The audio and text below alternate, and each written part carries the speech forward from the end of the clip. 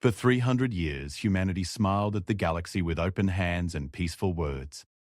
They built monuments to cooperation, signed treaties in blood and ink, and bent their knees to councils that deemed them weak. The other races watched these strange primates from Earth and laughed at their softness, their mercy, their foolish belief in diplomacy over domination. But what the galaxy failed to understand was simple. Humanity wasn't weak. They were waiting. Waiting for the right moment. Waiting for absolute necessity.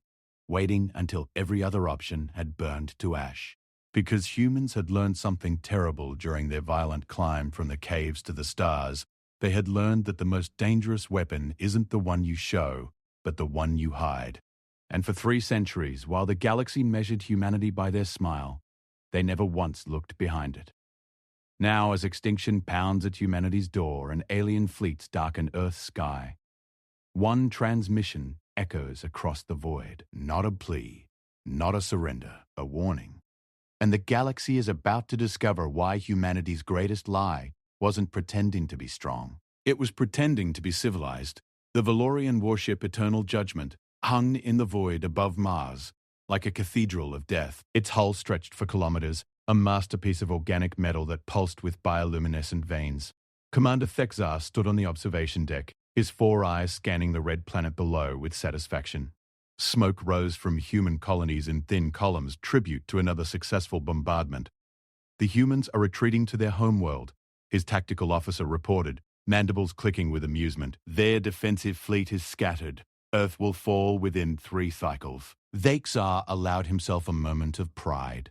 The Valorian Empire had spent 2 years crushing humanity's resistance, world by world, station by station. The humans had fought with surprising tenacity at first, their primitive kinetic weapons and nuclear warheads managing to destroy a few dozen ships.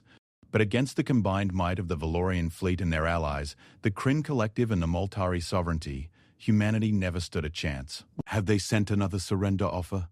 Thexar asked. Negative, Commander. They continue to evacuate civilians to Earth. Military resistance has been minimal for the past week. That puzzled Thexar. Humans were known for their stubborn nature, their refusal to accept defeat even when logic demanded it. During the Battle of Europa, a single human destroyer had rammed itself into a Kryn carrier, sacrificing 200 lives to kill 20,000. At the Siege of New Horizon, human soldiers had fought hand-to-hand in the corridors of their space station, even after life support failed, dying in the vacuum rather than surrender. But now, silence. Retreat, as if they had simply given up. Maintain bombardment patterns, Thexar ordered. I want their industrial capacity reduced to rubble before we move on Earth. Down on Mars, inside the reinforced command bunker of Olympus City, General Sarah Chen watched the tactical display with exhausted eyes. Red icons swarmed around the planet, thousands of enemy ships maintaining a blockade that nothing could penetrate. Blue icons, representing human vessels, were few and scattered. Most were evacuation transports, loaded beyond capacity with refugees, racing toward Earth on trajectories that would burn out their engines. General, we've lost contact with Deimos Station, Parade reported. Valorian forces are conducting systematic destruction of all orbital infrastructure. Sarah nodded without speaking. She had expected this. Deimos Station was a mining outpost with minimal defenses. Its 300 workers had volunteered to stay behind, buying time with their lives for one more transport to escape. 300 more names for the memorial wall, if there would be anyone left to build memorial walls. Status on the Exodus fleet? Sarah asked. 93% of civilian population has been evacuated from Mars. The last transports will launch in 4 hours. Military personnel have orders to hold position until final departure. Sarah turned away from the tactical display and walked to the window. Through the reinforced glass, she could see the Martian landscape, rust-red and cold, pockmarked with impact craters from the bombardment. In the distance, a mushroom cloud rose where the Valorian had struck a fuel depot. Her tablet buzzed. A message from Admiral Liu aboard the CNS Defiance, flagship of what remained of humanity's space navy. General Chen, we've received confirmation from Earth. The Council has made their decision. Proceed with Protocol Harbinger. Sarah's hands trembled as she read the message. Protocol Harbinger. The words she had hoped never to see. She typed a single word in response. Confirmed. Then she opened the bunker's secure communication system and began recording. Across the solar system, aboard the CNS Defiance, Admiral James Liu stood in the Combat Information Center, surrounded by holographic displays showing the disposition of forces. His ship, once the pride of Earth's fleet, now bore scars across its hull, burn marks from plasma weapons, gashes where kinetic rounds had torn through armor. Half his crew was dead, and the ship ran on backup power. But the Defiance still had teeth, and in a few hours the galaxy would see them.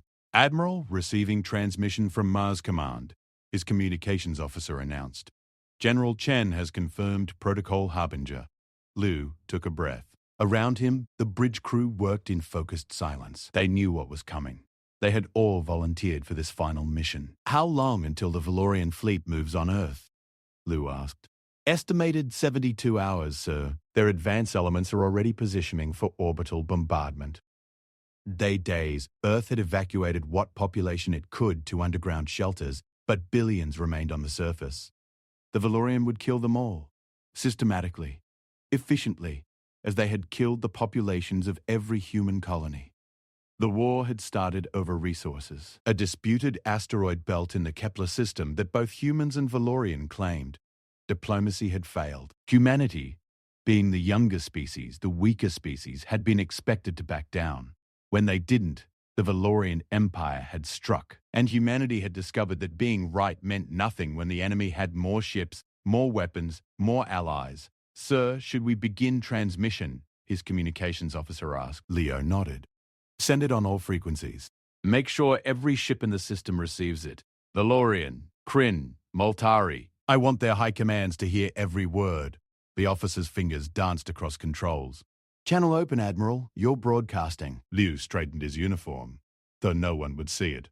This was an audio transmission only. Visual feeds could be traced, analyzed, used to gather intelligence.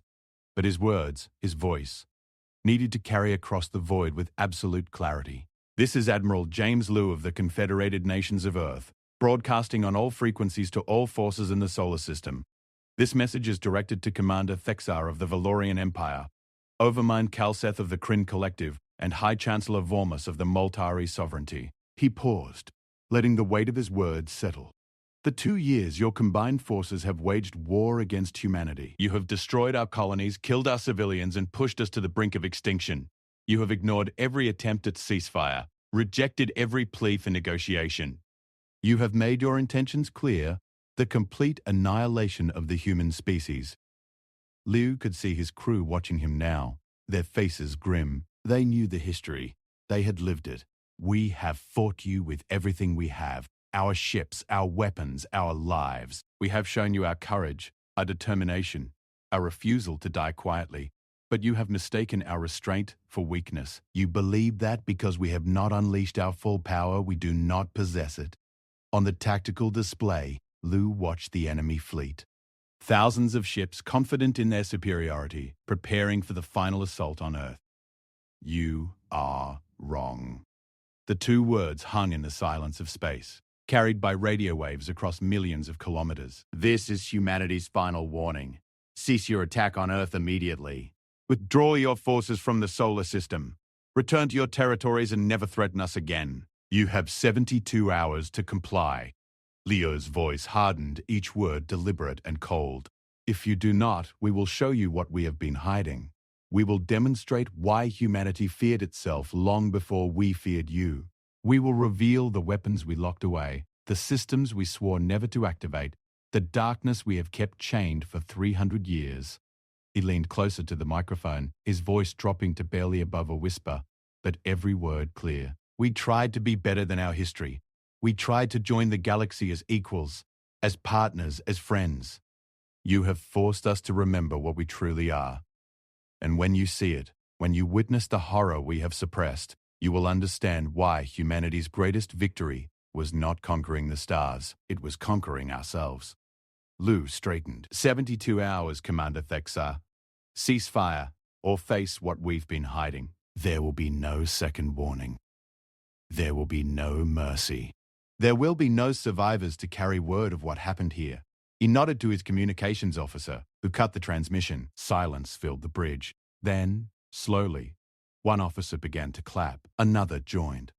Within seconds, the entire bridge crew was applauding, not in celebration, but in solidarity. They knew what came next. "Now we wait," Leal said quietly. Aboard the Eternal Judgment, Commander Thexar listened to the human transmission with growing incredulity. When it ended, he turned to his officers, his four eyes wide with amusement. "They threaten us," he said, mandibles clicking rapidly in what passed for Valorian laughter. "They who have lost every major engagement. They whose fleet is scattered and broken. They dare to give us ultimatums." His tactical officer hesitated. "Commander, perhaps we should investigate. Human psychology suggests they do not make empty threats." "Human psychology suggests they are emotional and irrational," Thexar snapped. "They threaten us with secret weapons, hidden power. If such things existed, they would have used them already. This is desperation, a psychological ploy to buy time." But even as he spoke, a small doubt gnawed at him. Humans were irrational, yes, but they were also cunning. They had surprised the Valorian before with unorthodox tactics, with strategies that defied military logic but somehow worked. "Open a channel to the Kryn Overmind and the Moltari High Chancellor," Thexar ordered. "I want their assessment of this transmission." While he waited for the connection, Thexar pulled up humanity's military records. 2 years of combat data, analyzed by Valorian intelligence. Human weapons were primitive but effective. Kinetic rounds that could punch through shields, nuclear devices that required no exotic materials, and something the humans called electromagnetic pulse weapons that could disable ship systems. Dangerous, yes, but not secret. The galaxy had known about these weapons from first contact. What could humans be hiding? The holocommunicator activated, showing the wavering forms of Overmind Kalseth and High Chancellor Vormas. The Kryn was an insectoid species, its body composed of living metal and organic matter, while the Moltari resembled aquatic mammals, their bodies sustained by environmental suits. "We received the human transmission," Kalseth said, its voice a harmonized chorus of individual thoughts. "It troubles the collective. Why?" Thexar demanded. "They have nothing." "We have analyzed their capabilities thoroughly." "Have we?" Vormas asked, his translator rendering his watery speech into standard galactic. "Consider, humans reached spacefaring status in less than 200 years. They developed faster-than-light travel independently, without guidance from the galactic community. Their advancement rate is unprecedented. Speed of development does not equal hidden weapons," Thexar argued. "No," Kalseth agreed, "but the collective remembers something. When humans first made contact with the galaxy, they voluntarily disclosed their nuclear arsenal. They showed us their weapons of mass destruction and asked to be monitored, controlled, limited. Why would a species do this?" The Khazar had no answer. "They feared themselves," Vormas said softly. "In their first transmission to the galaxy, they included something called the Declaration of Geneva, a document outlining weapons they had banned, technologies they had forbidden themselves from developing. The list was extensive. All species have prohibited weapons," Thexar said. "Not like humans. They banned biological weapons, chemical weapons, certain types of artificial intelligence, genetic modifications for warfare, nanotechnology weapons, and something they called antimatter cascades. The list went on for pages, and they enforced these bans strictly, policing themselves more harshly than we have ever policed them." Thexar felt a chill run through his body. "What are you suggesting?" "That perhaps," Kalseth said slowly, "humans did not ban these weapons because they could not create them. They banned them because they could, and they terrified themselves with what they had made." The three commanders stared at each other across light years of space, the weight of possibility settling over them. "We should withdraw," Vormas said. "Impossible," Thexar said immediately. "We have committed too much. The Empire cannot show weakness now. If we retreat based on an empty threat, every species in the galaxy will see us as cowards." "And if the threat is not empty?" Kalseth asked. Thexar considered.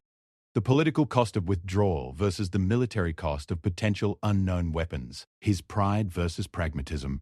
The Empire's reputation versus actual danger. We maintain our position," he decided.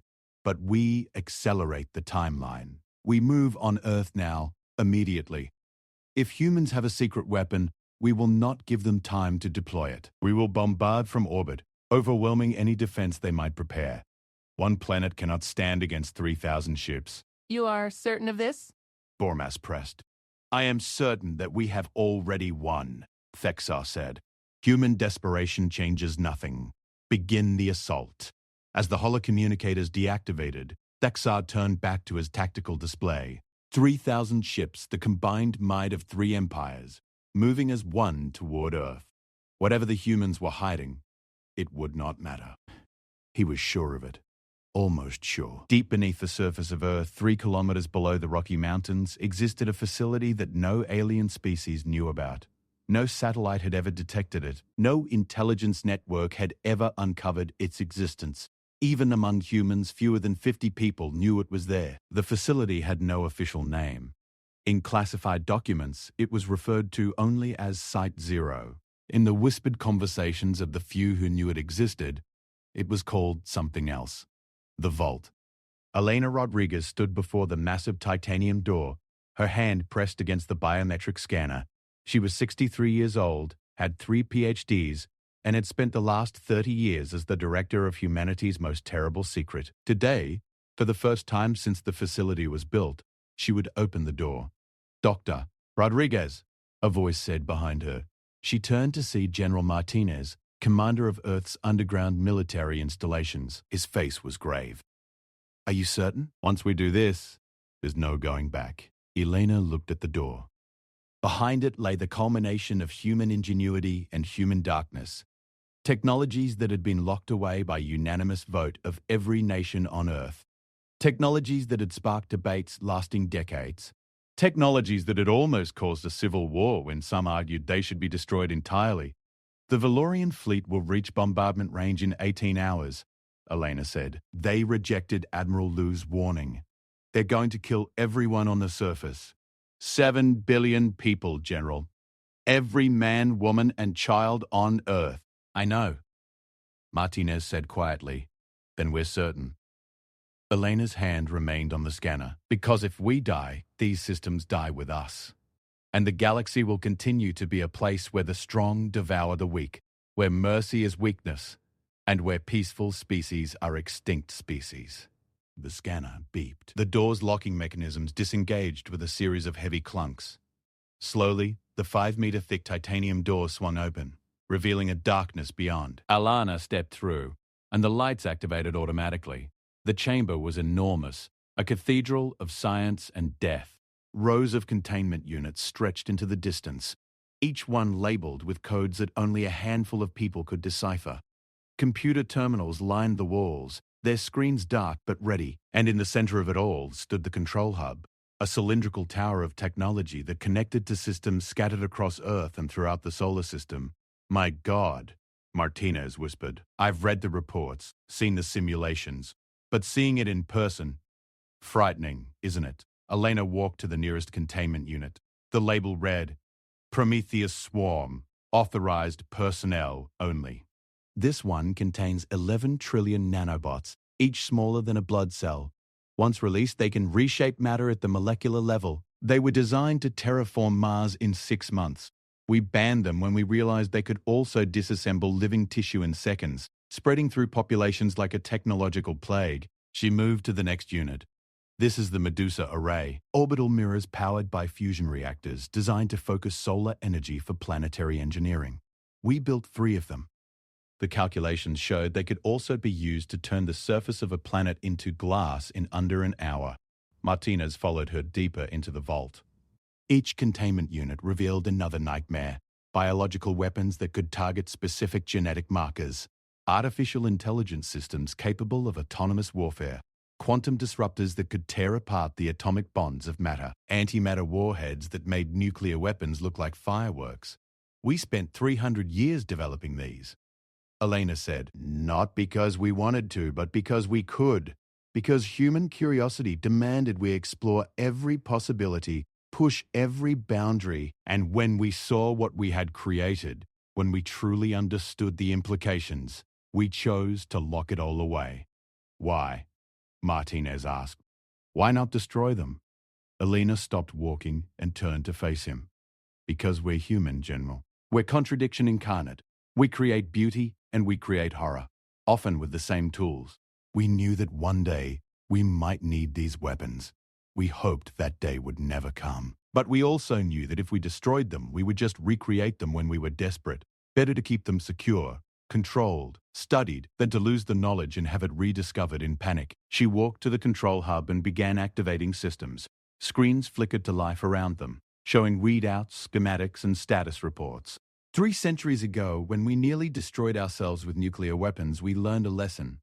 Elena continued, "Power without wisdom is suicide." So we built institutions to control our weapons.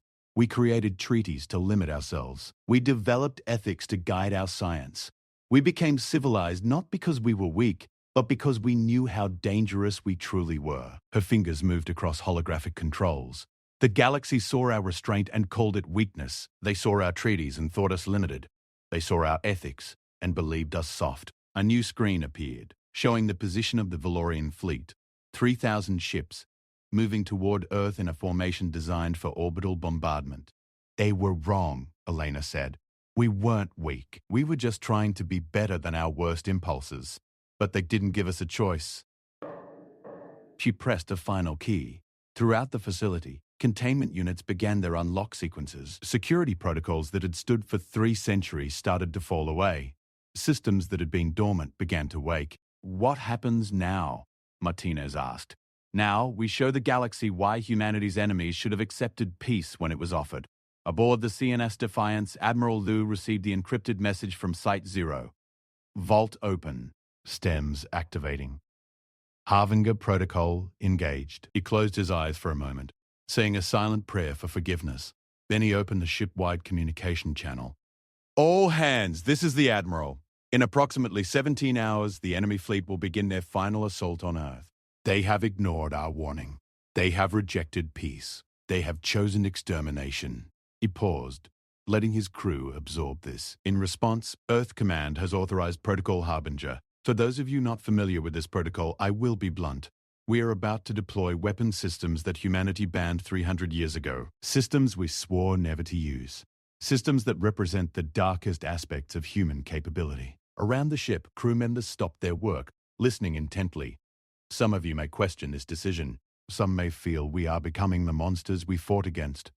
I understand these concerns, but I want you to remember something. We gave them a choice. We offered them peace. We warned them, clearly and explicitly, what would happen if they continued their aggression. Liu's voice hardened.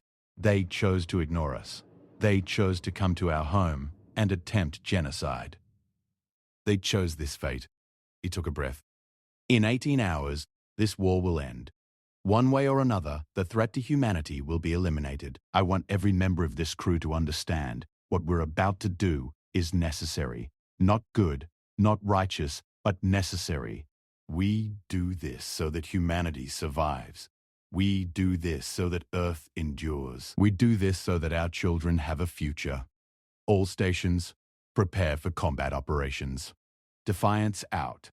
As the communication ended, Liu's executive officer approached. Commander Park was a veteran of 20 years, and Liu trusted her judgment above all others. "Admiral, may I speak freely?" she asked. "Always, Commander." "Sir, I've reviewed the specifications of Harbinger Protocol. Some of these weapons, they violate every convention of warfare. The Prometheus swarm alone could kill billions." "I know," Liu said. "And we're really going to use them? All of them?" Liu turned to face her directly. "Commander, let me ask you a question. If you had a weapon that could save Earth, but using it would make you a monster in the eyes of history, would you use it?" Park didn't hesitate. "To save Earth?" "Yes, sir." "Then you understand. History can judge us harshly if it wants. But there will be a history to judge us because we'll have survived to write it." Hours passed. The enemy fleet continued its approach. And across the solar system, systems that had been dormant for 3 centuries came online. On Mars, automated manufacturing facilities that had been repurposed decades ago suddenly reverted to their original programming. What had been producing civilian goods began producing something else. Assembly lines moved within human precision, crafting components that had only existed in classified blueprints. In orbit around Jupiter, a research station that officially studied the gas giant's atmosphere, activated its secondary systems, solar panels deployed, collecting energy. Fusion reactors that had been on standby mode surged to full power, and in the station's core, the Medusa ray prepared to fire.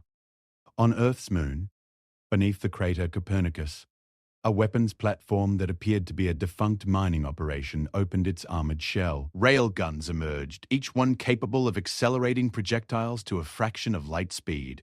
These weren't the primitive kinetic weapons humanity had used throughout the war. These were something else entirely, technology that had been theory until desperation made it real. And in Earth's orbit, hidden among thousands of satellites and space debris, the real surprise waited. They looked like dead satellites, hulks of metal that had been abandoned.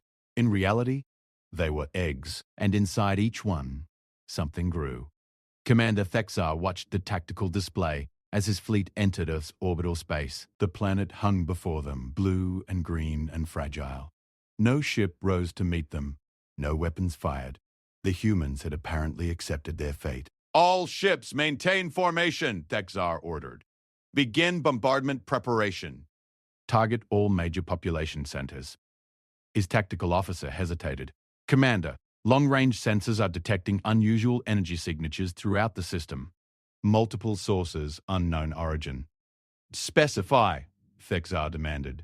"Radiation spikes on Mars, consistent with industrial production at massive scale. Energy discharge from Jupiter orbit.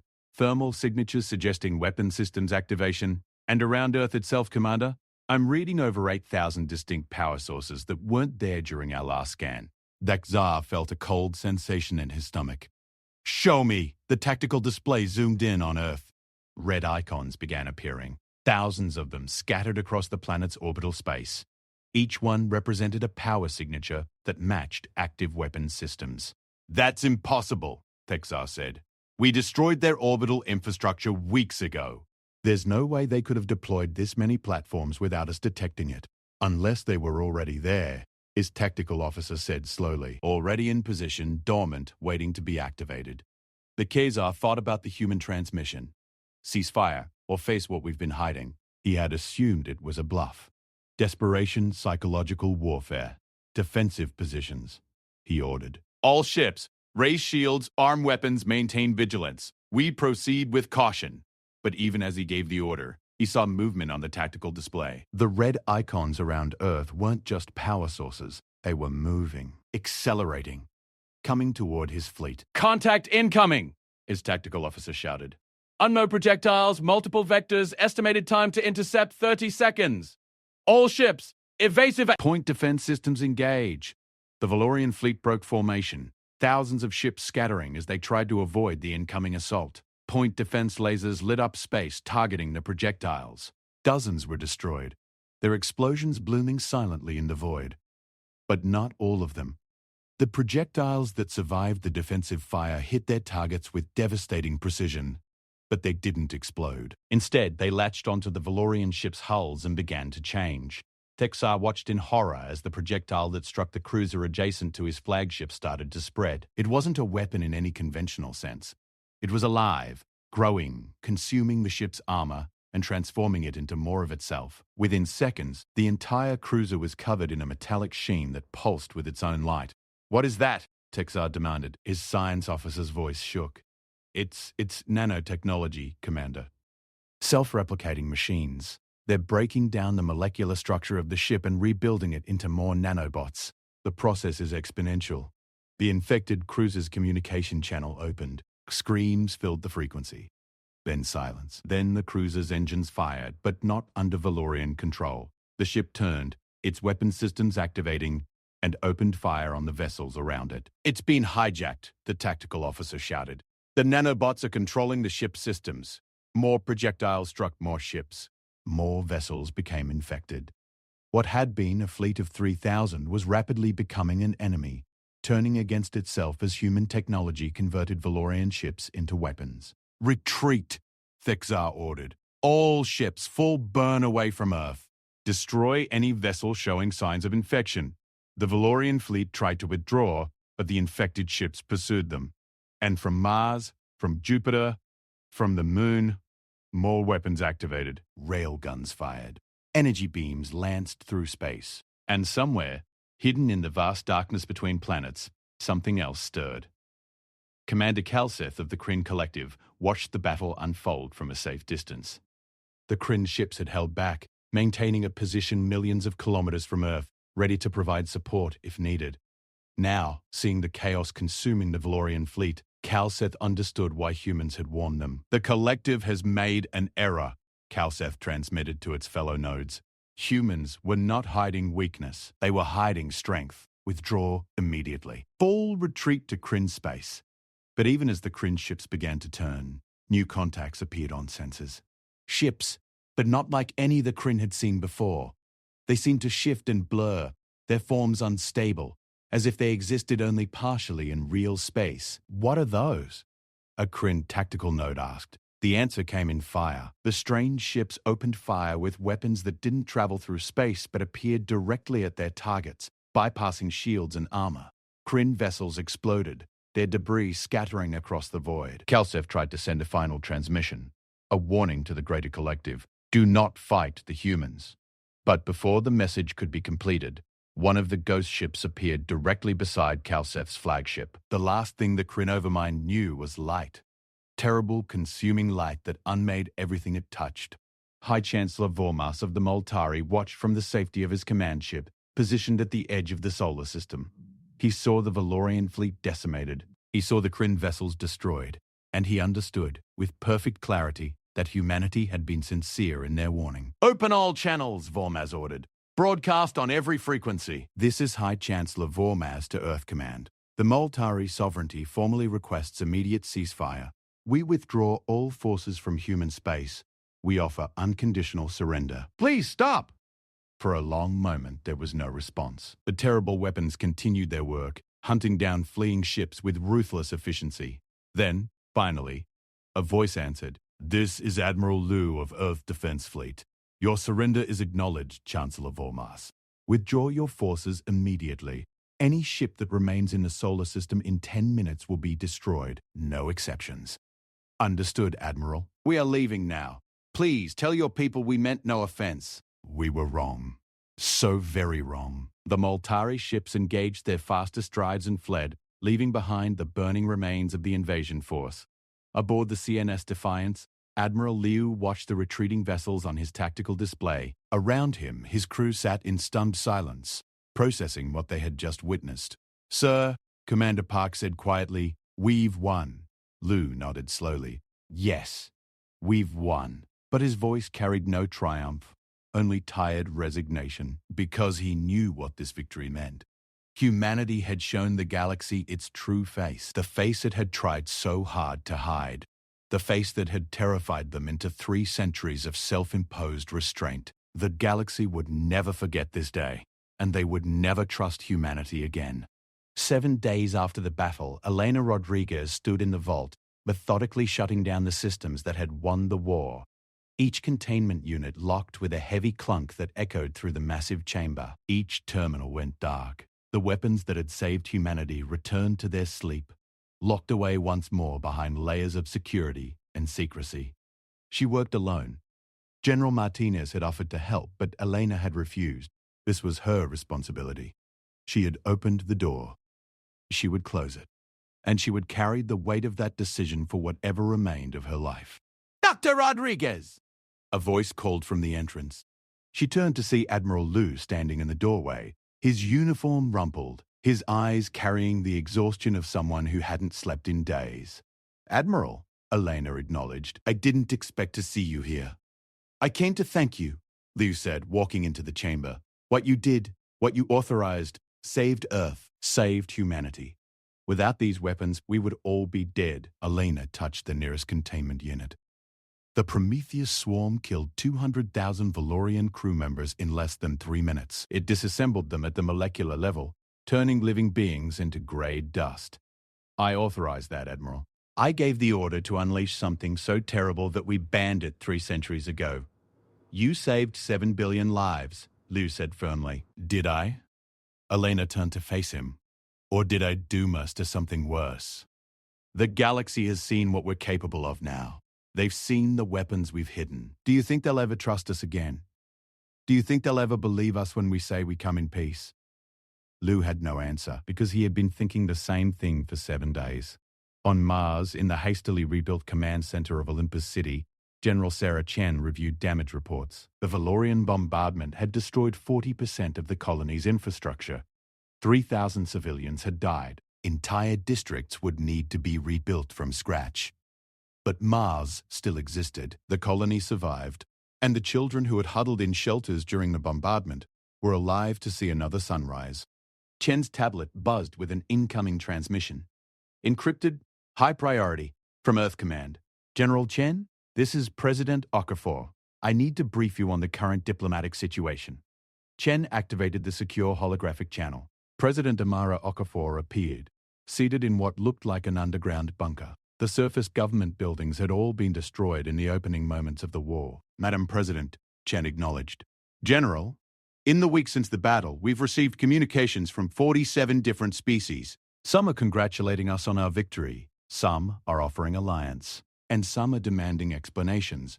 Explanations for what, ma'am? For the weapons we used. For the technologies we've been hiding. The Galactic Council has called an emergency session. They want humanity to account for every weapon in our arsenal.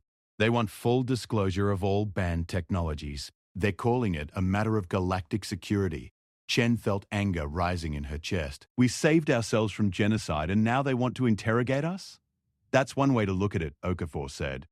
Another way is that we just demonstrated capabilities that terrify every species in the galaxy. They saw us turn ships into weapons. They saw us deploy technology that doesn't exist in their databases. They saw us win a war we were supposed to lose.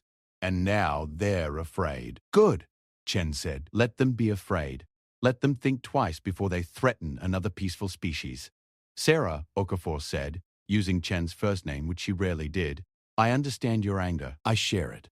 But we need to think strategically here. We've won the war, but we haven't won the peace. If we respond to fear with arrogance, if we let our victory make us cruel, we'll become the very thing we fought against. Chen took a breath, forcing herself to calm down. What do you need from me, Madam President? I need you to come to Earth. I'm assembling a delegation to address the Galactic Council. I want our military leadership there, our scientific community, our diplomatic corps. We need to present a unified front. We need to show the galaxy that humanity is still committed to peace. But we're also committed to survival. When do I leave? As soon as the transport can be arranged. We have 30 days before the council meeting. We need to be ready. After the transmission ended, Chen sat alone in her office, looking out at the red landscape of Mars. She had spent 5 years on this planet, building a life, raising her son, believing that humanity could forge a new future among the stars. Now she wondered if that future was even possible. The Galactic Council met in a space station orbiting the neutral world of Vantara, a location chosen specifically because no single species could claim it as territory. The station was enormous, capable of housing representatives from all 83 member species of the Council. President Okafor arrived with a delegation of 50 people, including Admiral Lu, General Chen, Dr. Rodriguez, and diplomatic experts who had spent weeks preparing for this moment. They were escorted to a waiting chamber while the council completed its preliminary sessions. Are you nervous? Chen asked Admiral Lu as they waited.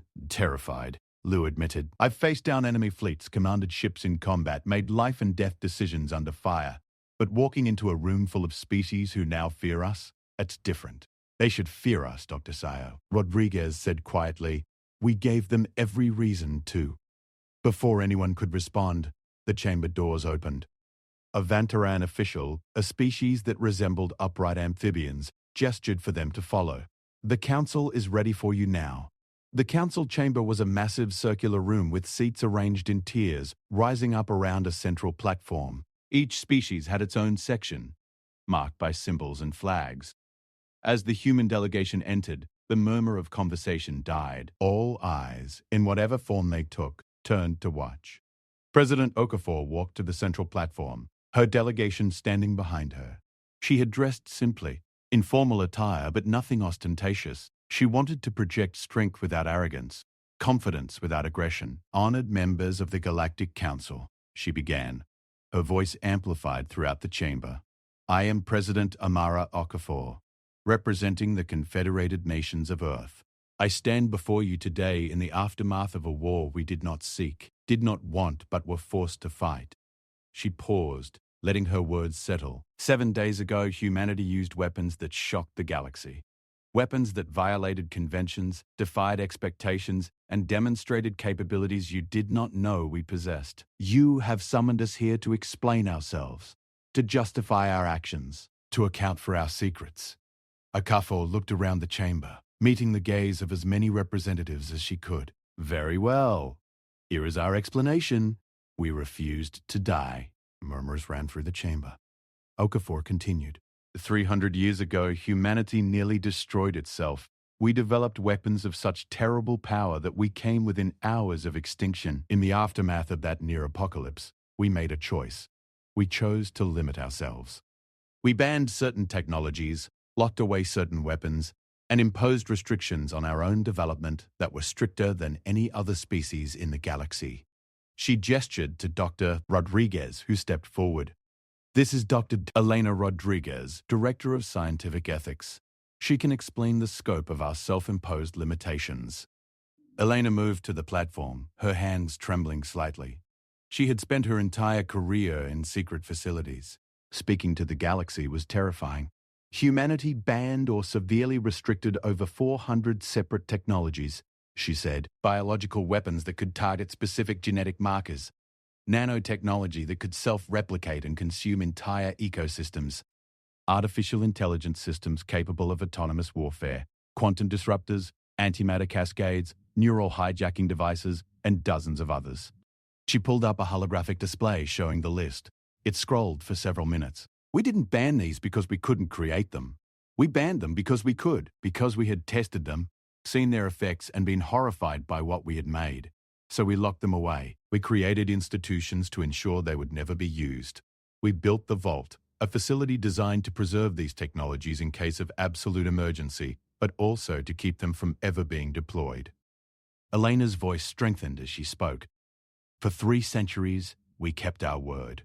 Even when we faced conflict, even when we struggled, we never opened the Vault.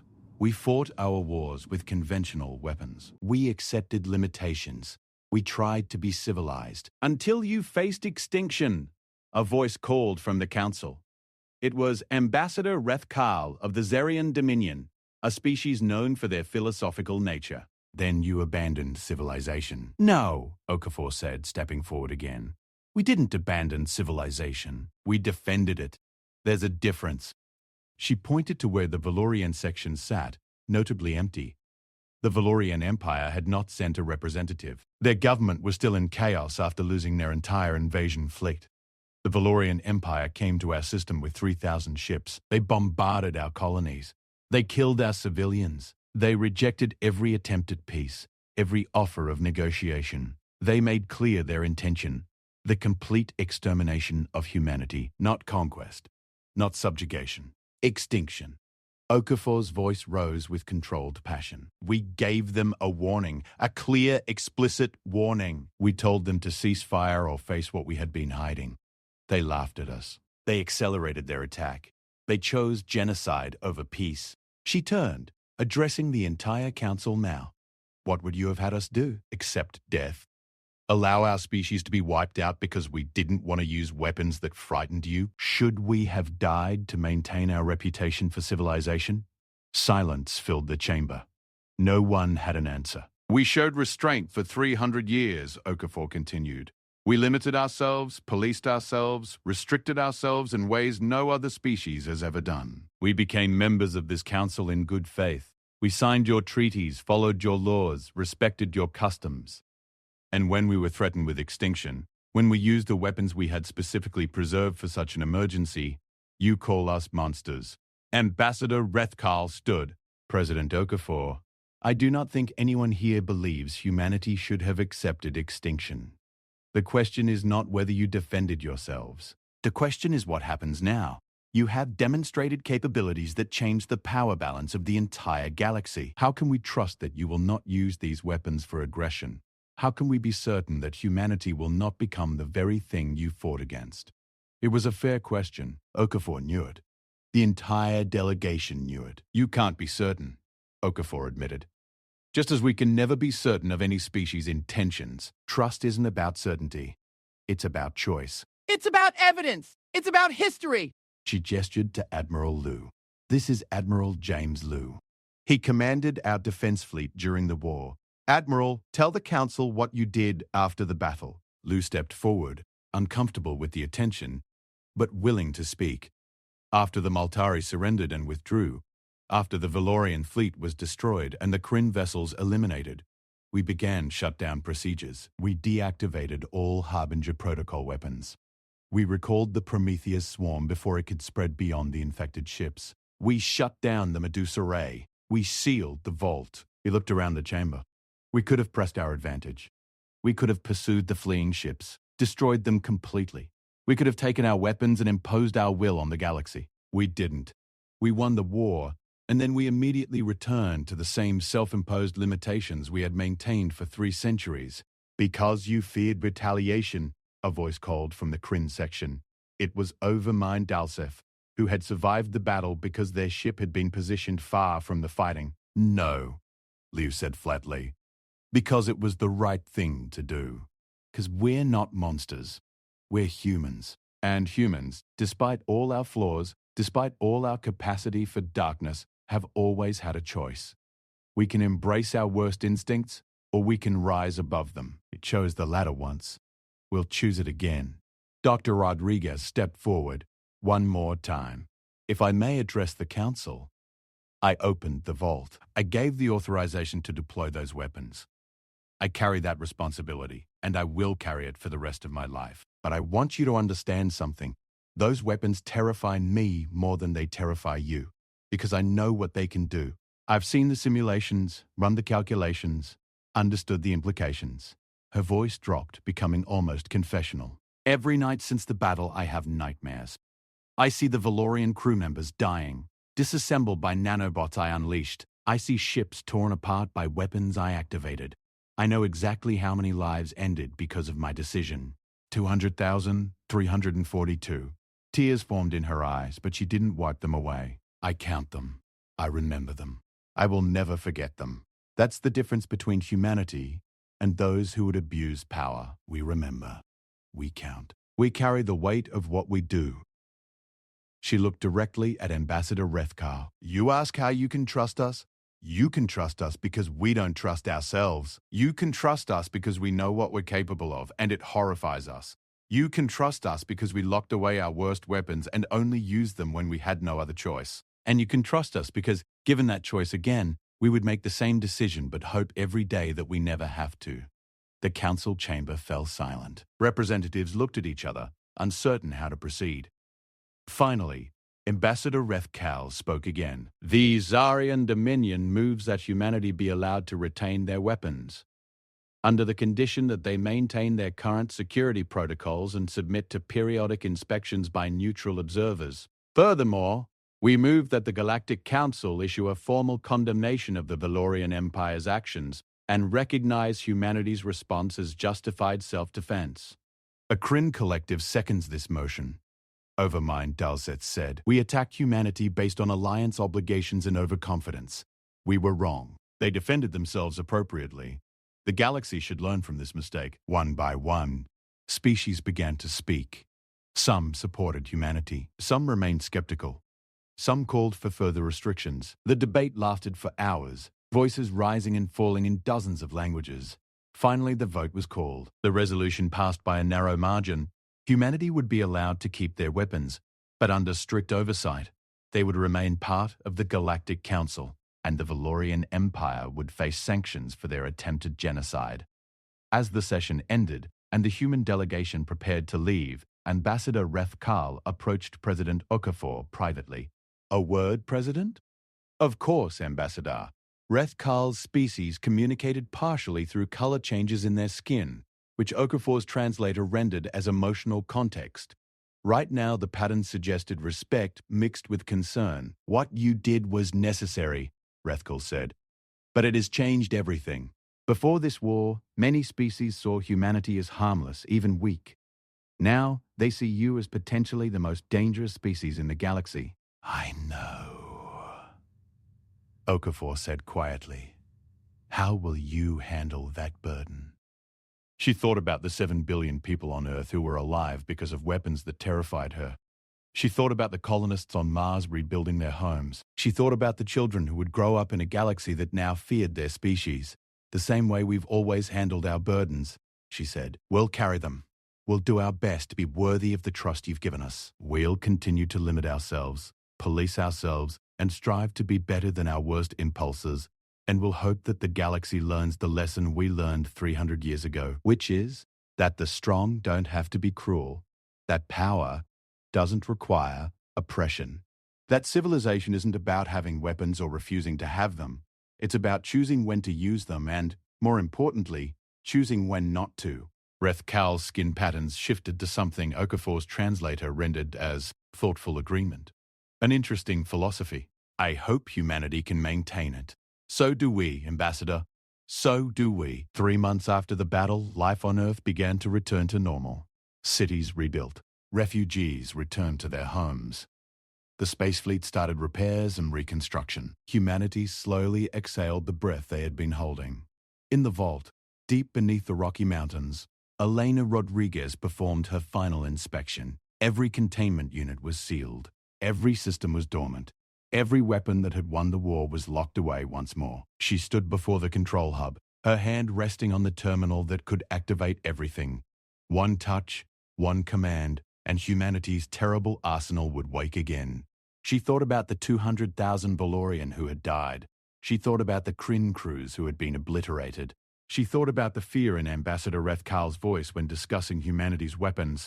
Then she thought about her granddaughter, who was alive on Earth's surface right now, playing in a park that had been a refugee center 3 months ago, playing without knowing how close she had come to dying.